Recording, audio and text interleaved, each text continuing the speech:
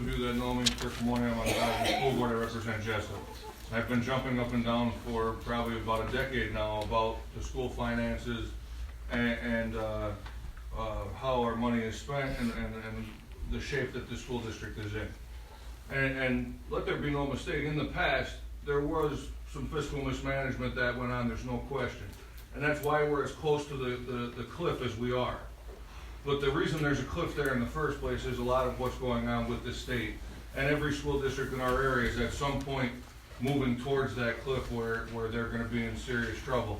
And just to build on what Ms. Stevens said, you know, we budgeted last year and we budget very responsibly.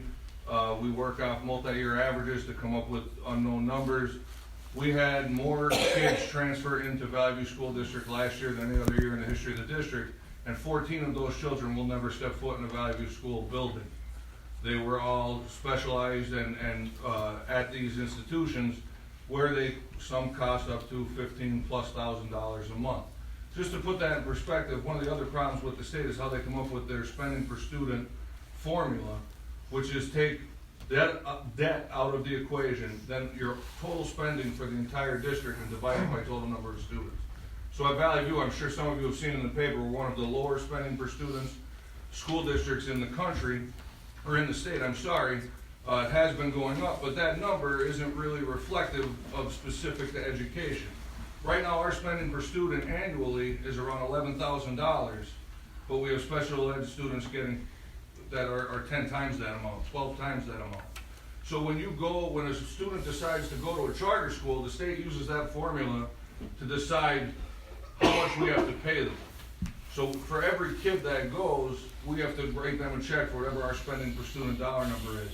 So that's over $1 million a year that's going outside of our district to charter schools that don't have anywhere near our overhead, don't have to deal with special ed students, and don't have any of the requirements that the state puts on us as far as limits and achievements and reporting. So there are numerous things that are gouging the budget. Those two items in particular, being the highest that they've ever been, hit our last year's budget where we were supposed to end with about $500,000 in our reserve for over $2 million, and we ended up doing everything we could to scrimp and save and cover we could, but we ended up with the 1.3 right around there as a negative. The situation is absolutely dire. I'm not proud to come to the three towns and ask for your help.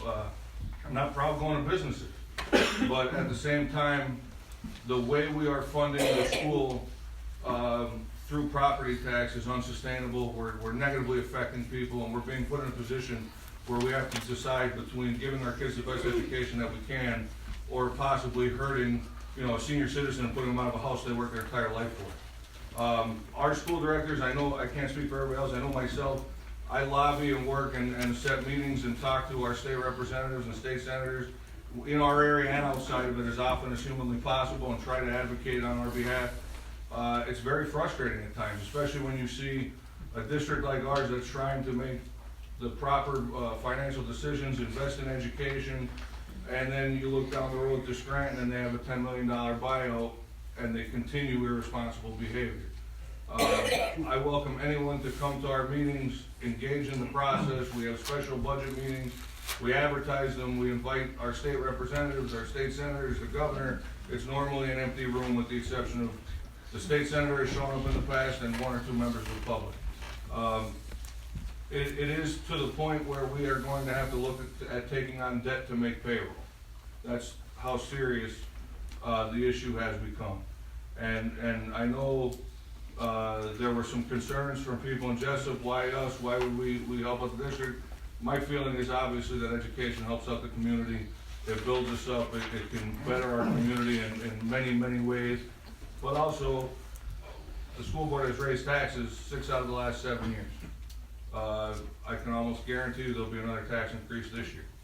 It's Band-Aid after Band-Aid after Band-Aid with no end in sight. It's not right. I voted against all of them but 2 because they're not. It's not going to fix the problem. We need help from the state to fix that problem.